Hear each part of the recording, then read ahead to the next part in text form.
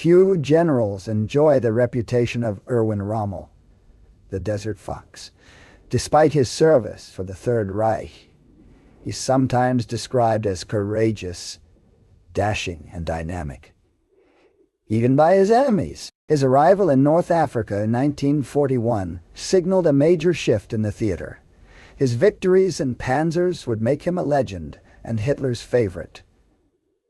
However, Rommel's North African adventure ended in total defeat. So just how did the Allies kick the Desert Fox out of North Africa? In January 1941, British victory in North Africa seemed almost complete. Crusader tanks like this one at the Tank Museum, Bovington, were part of the British-led Western Desert Force that consistently pushed back Italian forces, captured Tobruk, and now threatened the major Italian port of Tripoli. With Mussolini's North African Empire in tatters, he approached Adolf Hitler for assistance. Hitler considered North Africa a campaign of secondary importance, but a total Italian collapse could spell disaster for the Axis alliance. Hitler agreed, and on January 11 issued Directive No. 22 to hold the region of Tripolitania. He sent General Erwin Rommel to fulfill this request. Rommel was a rising star in the Wehrmacht, having led the 7th Panzer Division during the invasion of France. His audacious approach, including seemingly materializing unexpectedly behind the enemy, had earned his division the nickname Gespensterdivision, the Ghost Division. However, he was not supposed to go on the offensive in North Africa. His Africa Corps was formerly under Italian command and was only to act as a Speerverband, a blocking detachment whose goal was preventing further British penetration. Rommel's superiors in the Oberkommando der Wehrmacht forbade any advance other than reconnaissance patrols. Rommel sensed the loophole, and he advanced against Commonwealth troops in March. The British hadn't expected an attack until May, and were exhausted after fighting the Italians. Despite far inferior forces, Rommel outflanked the British-led 8th Army's static defenses and spread panic. The British tried but failed to reform the line, and they withdrew from Cyrenaica in disorder. Only Tobruk, defended by Australian infantry, held out. British attempts to relieve it in May and June came to little, and now, at the end of his supply lines, Rommel besieged the port. In any case, his superior General Franz Halder stopped him from going any further. Although Rommel's insubordination frustrated his commanders, Hitler was jubilant.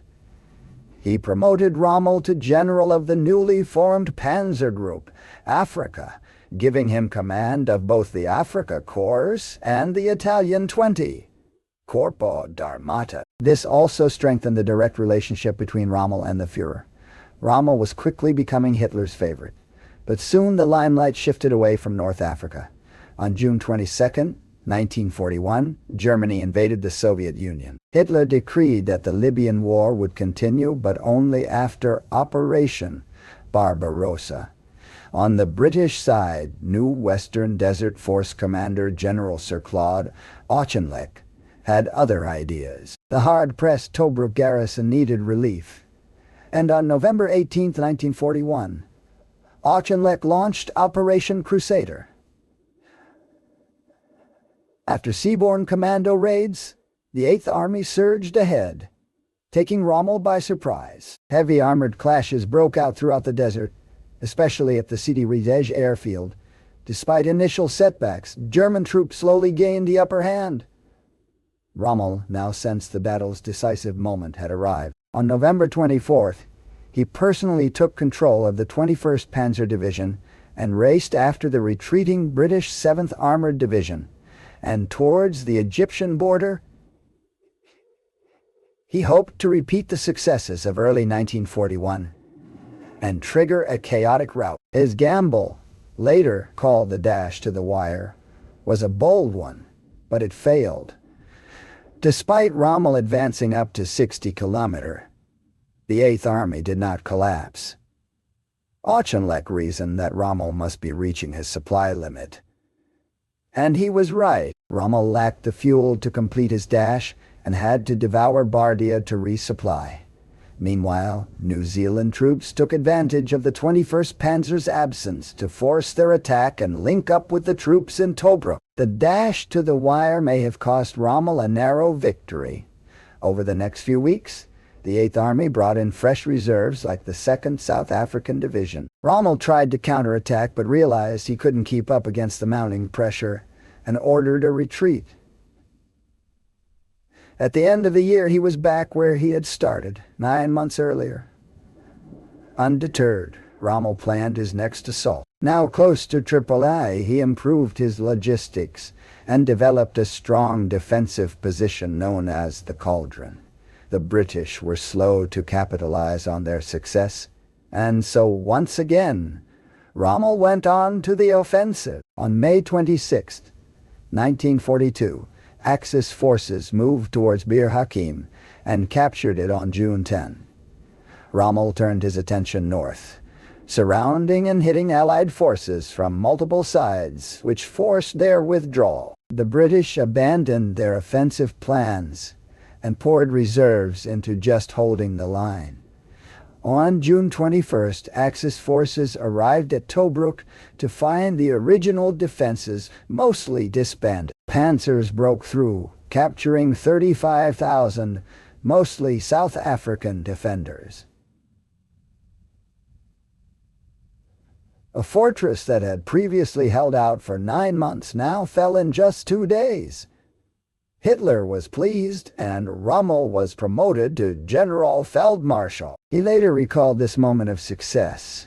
For every one of my Africans, the 21st of June was the high point of the African War.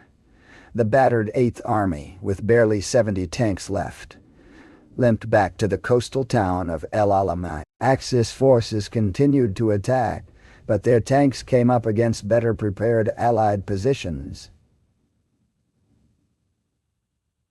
R.R.I. Cunningham, an anti-tank gunner with the Royal Horse Artillery, recalled a duel.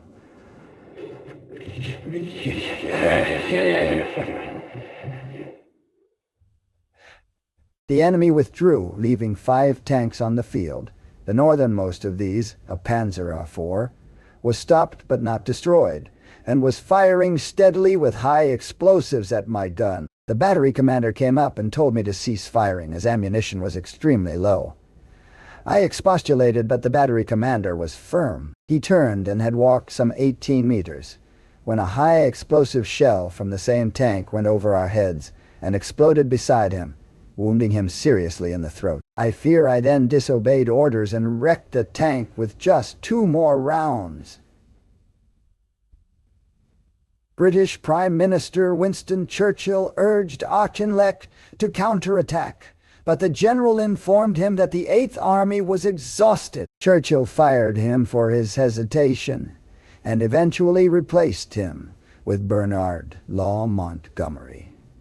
Montgomery, though, realized that Auchinleck was right. 8th Army needed rest and retraining, and the El Alamein position was a strong. With the sea to the north and the impassable Katara Depression to the south, the front narrowed to only 40 kilometers, which robbed Rommel of his ability to maneuver. Meanwhile, British signal intelligence revealed the German plan. Montgomery decided to allow Rommel to attack in the south and to force Rommel's panzers towards Ehlen-Halfa, a strong point bristling with dug-in tanks and artillery. When the Axis attack opened on August 30th, Rommel fell into a trap. Losses were high on both sides, but the German assault failed, with his health worsening. Rommel returned to Germany to recuperate. He was not the only one reaching the end of his endurance, though. Desert conditions, poor rations, and overexertion resulted in widespread illness amongst German troops. Although some of these conditions could have been treated early, many soldiers waited until they were at breaking point before seeking help. A lance corporal with the 15th Panzer Division wrote home, Lads come here and after a couple of weeks, they keel over. Most of them get sent back to Germany. Still, they don't grumble about this being all for a greater Germany. As the Axis forces began to buckle under the pressure, the British seized the initiative. Montgomery's second battle of El Alamein opened on October 23rd. Now on the offensive, the main obstacle for the British would be getting through the extensive German and Italian minefields. British-led units made progress, but the attack was not flawless. Units advanced at different speeds, and mine clearing took time. German anti-tank guns inflicted a heavy toll on advancing British armor. But the Germans also suffered losses, and on October 24, Rommel's temporary replacement, Panzer General Georg Stumm, died of a heart attack. Rommel was rapidly recalled to deal with the crisis. On November 2nd, Montgomery ordered Operation Supercharge to break through German positions around Kidney Ridge. The limited frontage now hindered Montgomery's mobility, so, as he told his commanders, it would be a frontal attack. It's got to be done. If necessary, I'm prepared to accept 100% casualties in both personnel and tanks. British efforts paid off.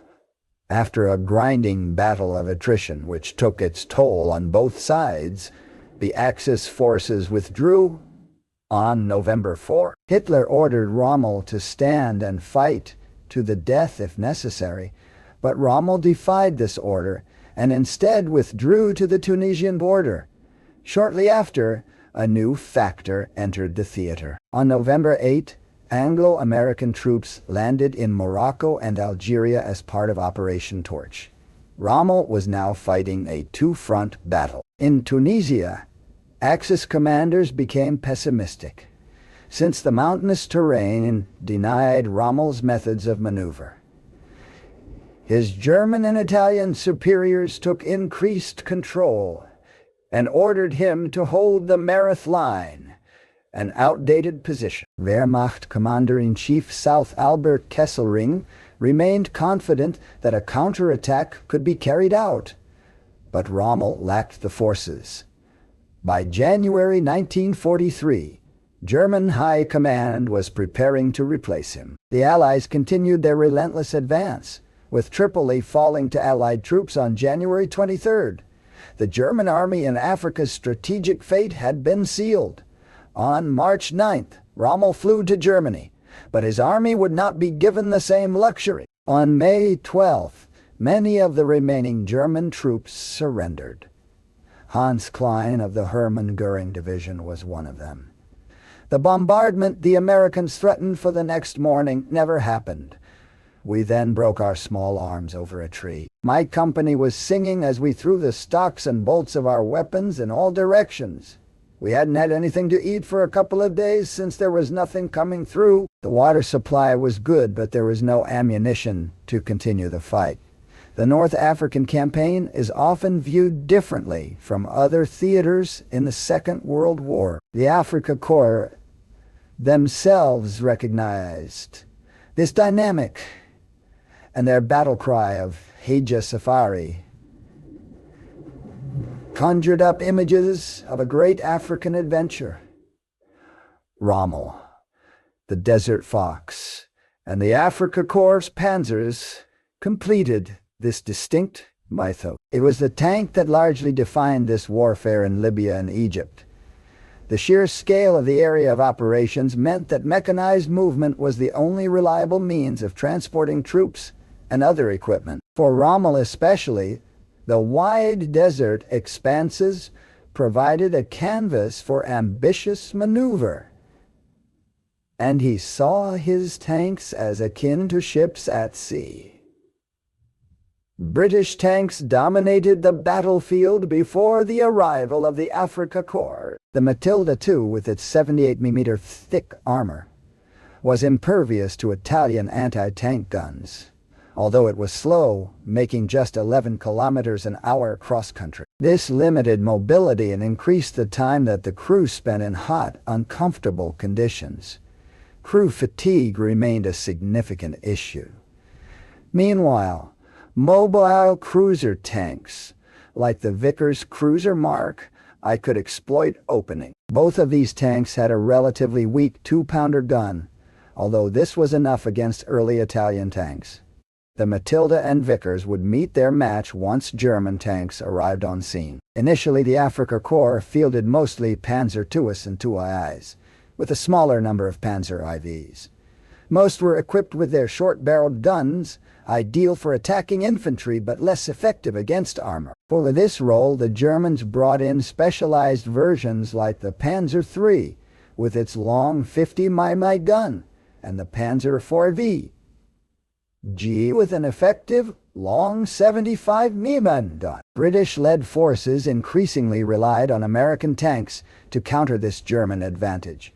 First the M3 Grant, and later the M4 Sherman. Both were armed with a 75 mm gun and were more effective against armor, and they could fire different types of ammunition, something lacking in early British tanks. Britain also introduced new models, including the 6-pounder armed Churchill and an upgunned Mark VI Crusader like this one behind me. And I bet the crew of this Crusader wished that they had a ventilation system as powerful as the one you hear behind me here at the Tank Museum.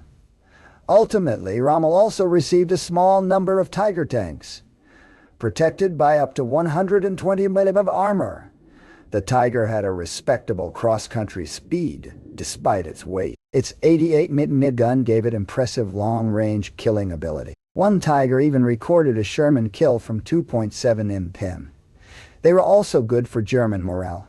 As Major Luder of the 501st Panzer Section noted, "We must do all we can to put purebred Tiger units into action." However, the Tiger only had a minor impact in North Africa.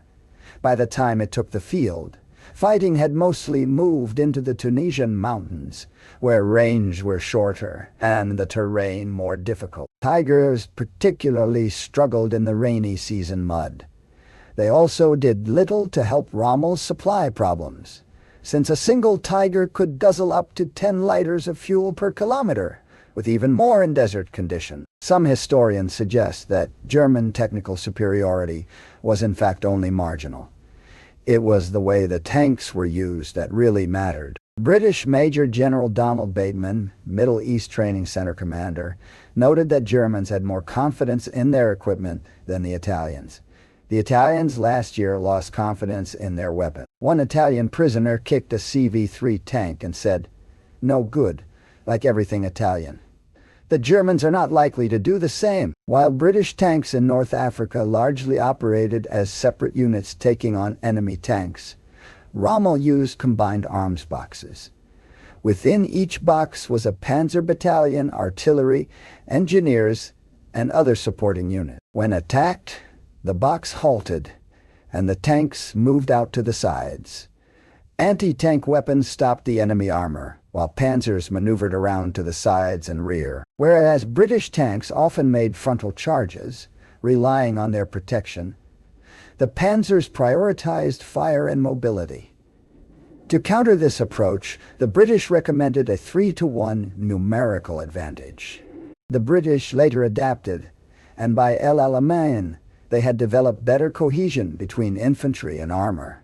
They also shifted their anti-tank priority to artillery. New 6-pounder guns were more potent and easier to camouflage, and even the 25-pounder howitzer could be used in an anti-tank role.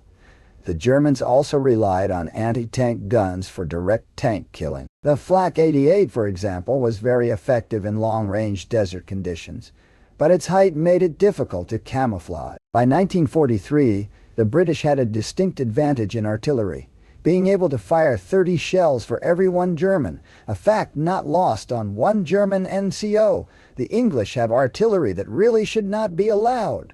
Full stop. Despite later Allied superiority early in the campaign, German forces had better equipment, tactics, and morale.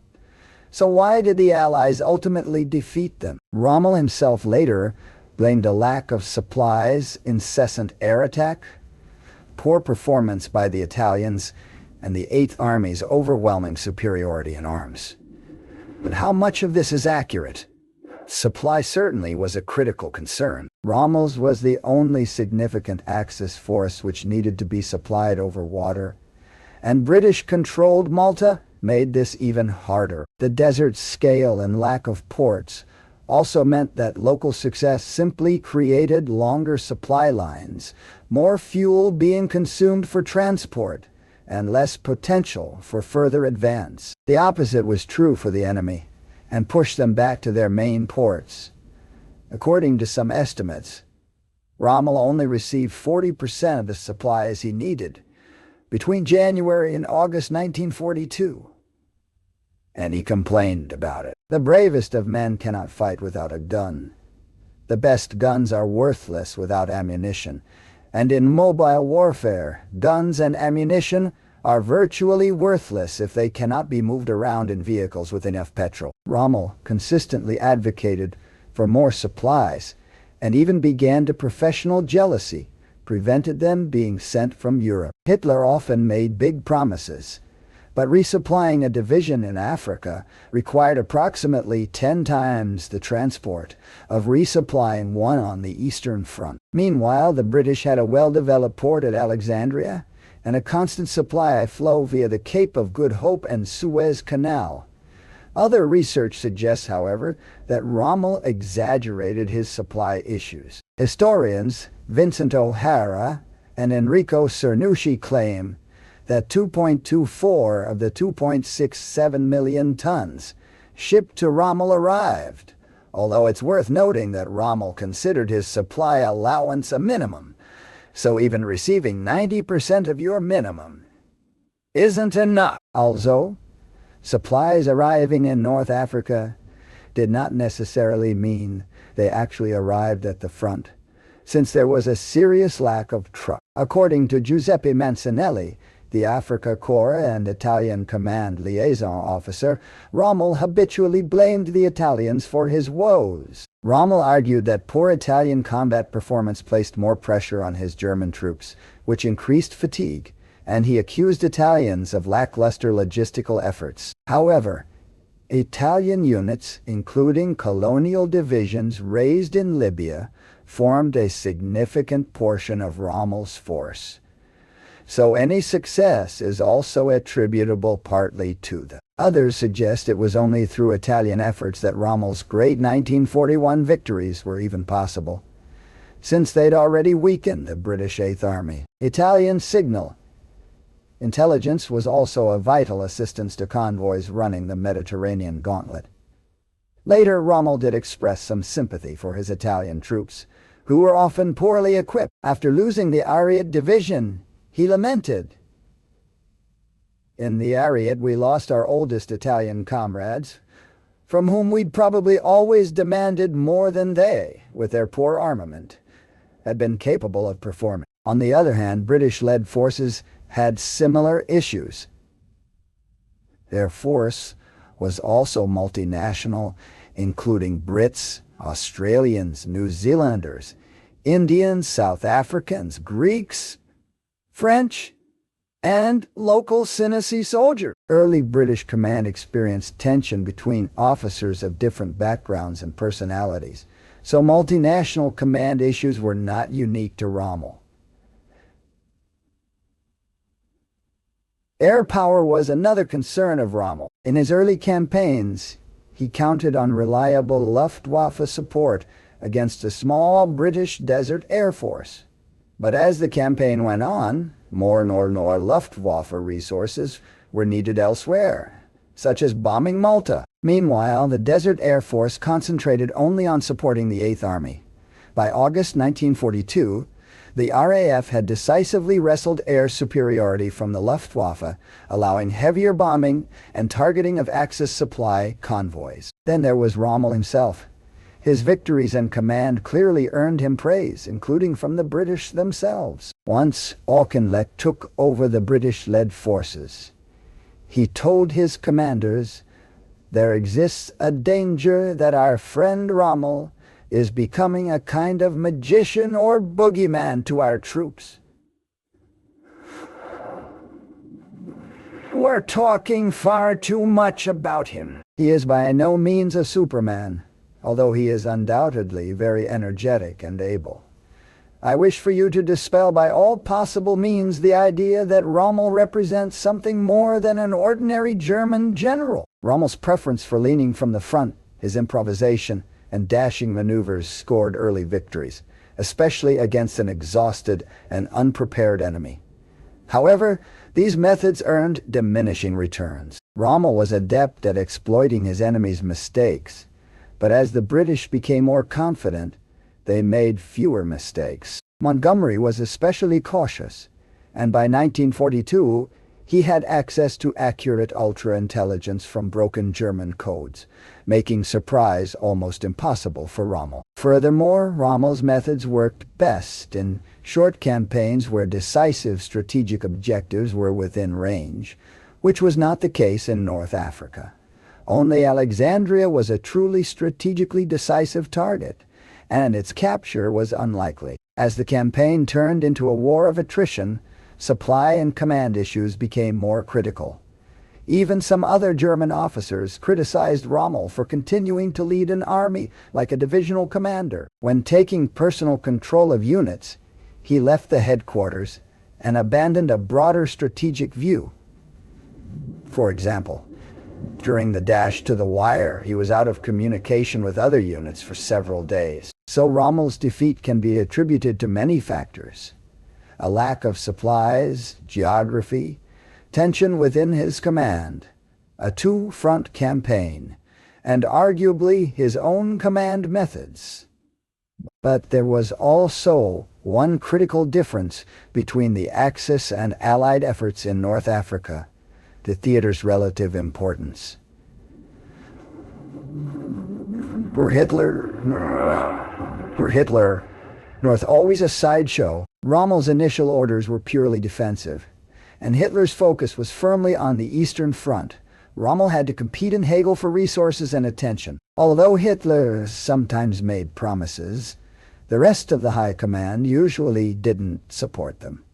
Kesselring, Halder, and others consistently restrained Rommel, and his supporters suggest that they hobbled a talented commander out of jealousy. Others claim that Rommel's commanders were much better placed to understand Rommel's position within the war effort and the theater's full significance. Some German planners did attempt to retroactively give the theater more strategic value through the so-called Plan Orient, the invasion of the Caucasus via the Middle East. This ambitious plan envisioned linking up with Imperial Japanese forces and severing vital overland supply and reinforcement routes to the USSR, as well as capturing vital oil fields. German commanders did develop plans for Egypt's long-term occupation, including Einsatzgruppen units to carry out executions of Jews, political opponents, and others.